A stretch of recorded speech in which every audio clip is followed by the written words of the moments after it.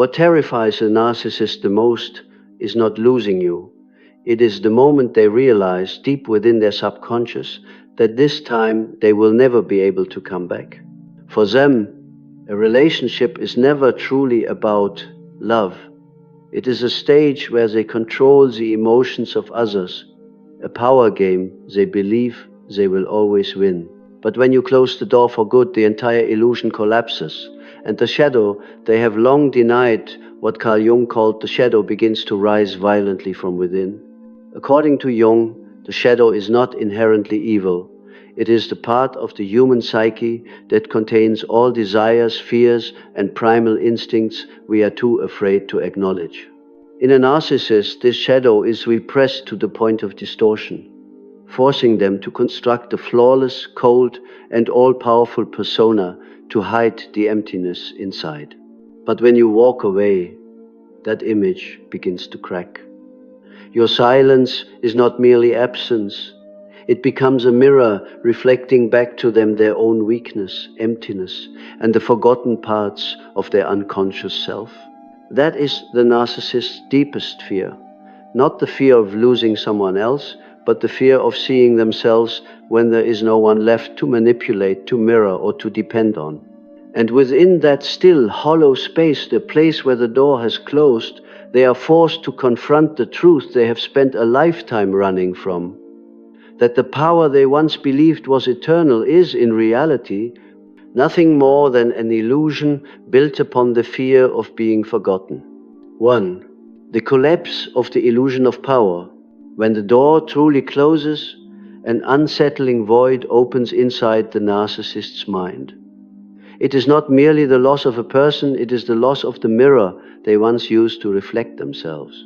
In their inner world, power is not a tool, it is the foundation of their existence. They believe that as long as they desire it, they can bend the emotions of others, turn love into fear, departure into return.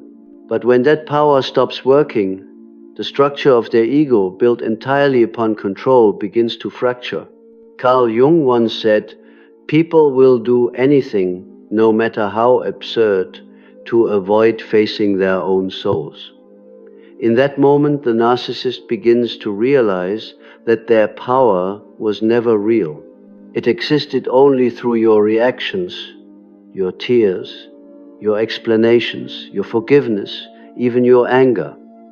All of these once served as fuel to sustain the illusion of control. But when you fall silent, when there is no longer any reaction, that energy disappears and they plunge into inner chaos. Their ego, built to avoid the shadow, is now being devoured by it. They feel as though they are falling into an abyss where everything that once made them feel powerful suddenly becomes meaningless. With no one left to control, they are forced to face themselves, a fragile, empty, and frightened self they have long denied.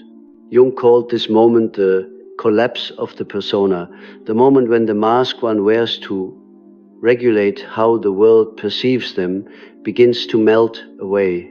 And for the narcissist, this is the most painful collapse of all, because there is nothing behind that mask, only the emptiness they have spent their entire life trying to hide. 2. They become obsessed with winning you back. After the illusion of power collapses, the narcissist enters another state obsession. In their world, love is no longer an emotion. It becomes a battlefield where they must win again. They don't think of you with affection, but with calculation. They replay every moment in their mind. The way your eyes changed from tenderness to indifference, the last words you said before walking away, the silence that followed every attempt they made to provoke you. Each detail becomes a clue in a game they lost, and now they must find a way to reclaim victory. According to Carl Jung, when a person fails to integrate their shadow, that shadow begins to control them from the unconscious. For the narcissist, this control manifests as an obsession with dominance. They might quietly monitor your social media, create fake accounts, or even ask others to keep tabs on you. not because they want to reconcile, but because they need to prove they still have influence, even if it's just enough to make you react.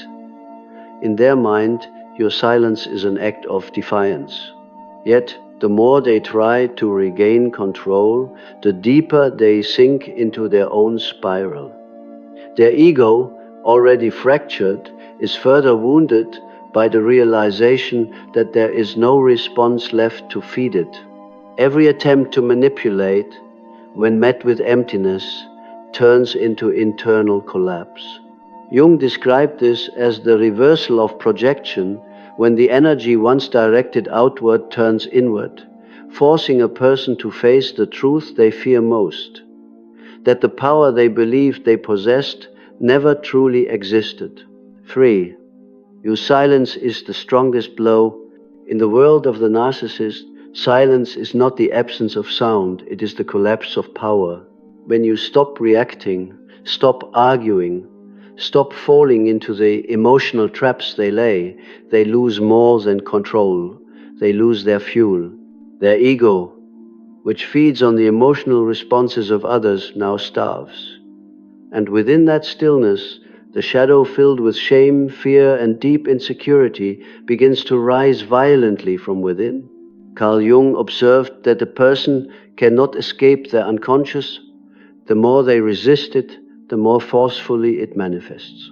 When you choose silence, you force the narcissist to hear the echoes of their own psyche, the whispers of weakness, emptiness, and the terror of being forgotten. But rather than listen, they fight back. They construct distorted narratives to shield their ego. You're the toxic one. You changed. You betrayed me. These accusations are not truth, but a desperate attempt to silence the voice of their own shadow. Silence leaves them with nowhere to hide. They begin to blame, slander, and defame you, not because they hate you, but because they cannot bear to see their true reflection staring back through your calmness. In that quiet space you create, they are forced to confront the reality that every ounce of power they believed they had was only a fragile facade, masking a frightened, hollow soul. And it is precisely in that moment, when you no longer react, that they come face to face with their deepest fear: exposure. 4. You become the mirror they cannot shatter. In the narcissist's inner world, you are no longer a living, breathing person, you have become a symbol of failure. When the relationship ends, your image does not fade. It transforms into a crack in their psyche, a place where the light of truth seeps in. No matter how many new relationships they enter, your presence lingers like a haunting reminder that their power was never absolute. Each time a new person fails to give them the same sense of control, the memory of you returns not as love, but as a wound to the ego. According to Carl Jung, when one fails to integrate their shadow, they become haunted by it. For the narcissist, your memory is the embodiment of that shadow, the reflection of everything they have denied. The fear of rejection, the shame of weakness, and the truth that they cannot control everything. You become a mirror they cannot break, because the harder they try to destroy you, the more distorted their own reflection becomes. They may attempt to erase you from their narrative through defamation, distortion, or feigned indifference. Yet the irony is that the more they try to erase you, the deeper your presence is etched into their mind. In Jungian terms, this is the confrontation with the unconscious, the return of the repressed with greater force. You are no longer just someone who once loved them. You have become a symbol of what they fear most and cannot possess: your free will. 5. The perfect mask collapses. When every attempt to regain control fails, the mask the narcissist once wore, that facade of confidence, charm, and authority, begins to crack. It doesn't fall away all at once. It disintegrates slowly, as though their very illusion of self is rotting from within. Beneath it, lies their true nature, fragile, lonely, fearful, and filled with shame. But the tragedy is that they don't know how to live with that part of themselves. They have spent a lifetime running from it, hiding it, and now, when forced to face it, they panic. Carl Jung called this the collapse of the persona, the moment when the false image we construct to adapt to the external world breaks apart and the shadow rises in its place. For the narcissist, this is the most violent collision because there is nothing real left to hold on to. What remains is a cold emptiness, the ego disintegrating between illusion and truth. Unable to heal, they revert to the only mechanism they know: manipulation. They blame you, others, circumstances. They seek a new victim to fill the void they cannot face. But each time they do, the shadow grows stronger, consuming more of their soul. And when there is no one left to mirror them, they are forced to confront what Jung once warned: who looks outside dreams, who looks inside awakens.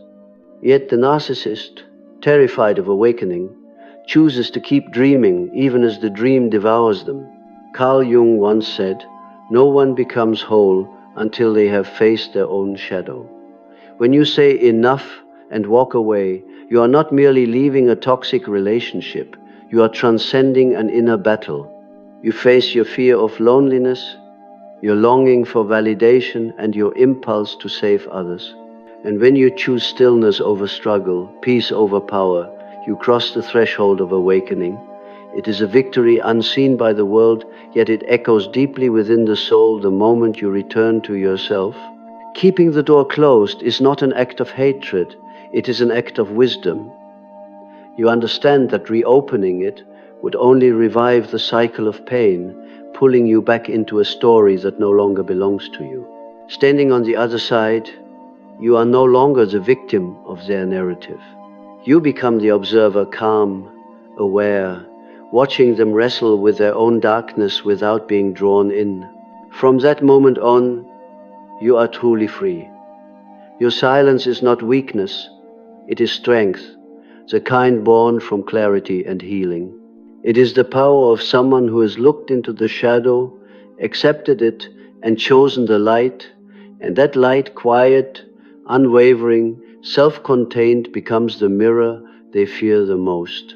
For it reflects the truth they cannot bear, that love is not power, and no one can control a soul that has learned to stand in its own light.